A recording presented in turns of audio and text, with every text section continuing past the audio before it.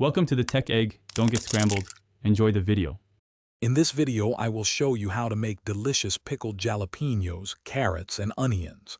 We'll start by gathering our fresh produce and essential kitchen tools. Then, I'll walk you through preparing the vegetables and crafting the perfect pickling brine. Finally, we'll cover the simple steps for packing your jars and ensuring your pickled treats are ready to enjoy. It's a straightforward process that yields fantastic results. For this recipe, you'll need about 1 pound of fresh jalapenos, 2 medium carrots, and 1 large red onion. The brine requires 2 cups of water, 2 cups of white vinegar, 2 tablespoons of pickling salt, and 1 tablespoon of sugar. Optional flavor enhancers include 4 cloves of garlic, 1 teaspoon of black peppercorns, and 2 bay leaves.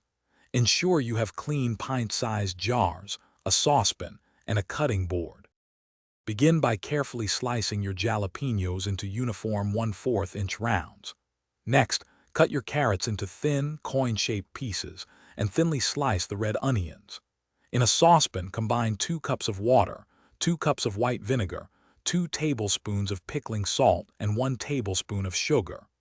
Bring this mixture to a rolling boil, then reduce the heat and let it simmer for about 2 minutes to fully dissolve the salt and sugar. Now, carefully pack your sliced jalapenos, carrots, and onions tightly into your clean pint-sized jars.